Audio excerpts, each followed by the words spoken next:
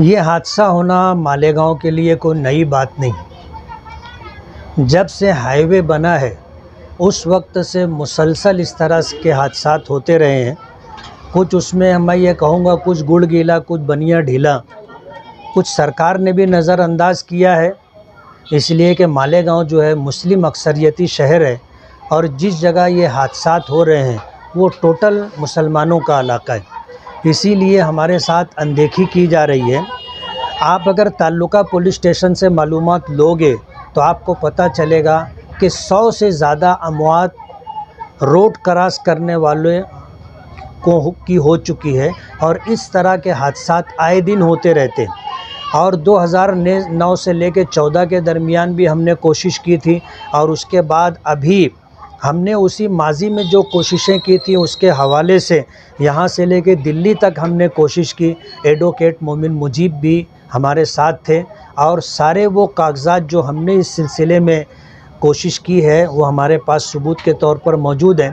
نتن گڈکری صاحب نے جب پورے ہندوستان میں بڑے بڑے روڈ بنانے کا کام کیا تو یہ ان کی منسٹری میں آتا ہے، تو ہم نے ان سے بات چیت کی تو انہوں نے کچھ جو ہے 1100 کروڑ روپے کا اس طرح کا کچھ کام کاج ہے جو انہوں نے منظور کیا اور باقاعدہ اس کا ٹینڈر نکلا اور ٹینڈر ہونے کے بعد ورک آرڈر ہو چکا اور اس کے بعد جو ہے انہوں نے آ کر کے اگتپوری کے اندر انہوں نے ایک پروگرام کیا، اس لیے کہ اس پروگرام کے اندر مہاراشٹر کے کئی علاقوں کے کام ہیں، جس میں مالیگاؤں میں ٹیرا چوپھلی سے لے کے 40 گاؤں پھاٹے تک کچھ فلائی اوور بننا ہے، کچھ انڈر گراؤنڈ راستے بننا ہے، لائٹ کا کام ہے اور انڈر گراؤنڈ راستے کا بائی پاس جس کو بولیں گے انڈر گراؤنڈ بائی پاس ہے۔ اس طرح کے کام کاج کو منظوری مل چکی ہے، ورک آرڈر ہو چکا ہے۔ اب اس سلسلے کے اندر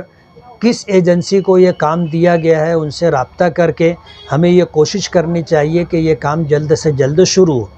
لیکن ظاہر بات ہے کہ میں ایسا سمجھتا ہوں کہ غالباً 4 مہینہ پہلے کی بات ہے جب نتن گڈکری نے آ کر کے اگتپوری میں بھارتی پوار میڈم اور اسی طرح ہنا گاوت اور بھی کچھ MLAs آس پاس کے تھے، میں خود بھی اس میں شریک ہوا تھا، وہاں پر انہوں نے جو ہے اس کا ادگھاٹن کیا تھا۔ اب ادگھاٹن ہو گیا تو کام ہونا چاہیے، اس میں جو تاخیر ہو رہی ہے اس سلسلے میں ہم لوگوں کو فالو اپ لے کر کے معلومات اکٹھی کرنی ہوگی اور کام کرنا ہوگا۔ لیکن یہ لمبا کام ہے، سرکاری درباری کاموں میں اس طرح کے معاملات آتے ہیں، لیکن جو حادثات ہو رہے ہیں اس کی روک اور سد باب کے لیے ہم لوگوں کو وہاں پر بریکر بنوانا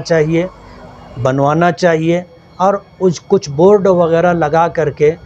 ڈرائیوروں کو آگاہی دی جانی چاہیے۔ یہ کام ہم لوگوں کو کرنا چاہیے۔ اگر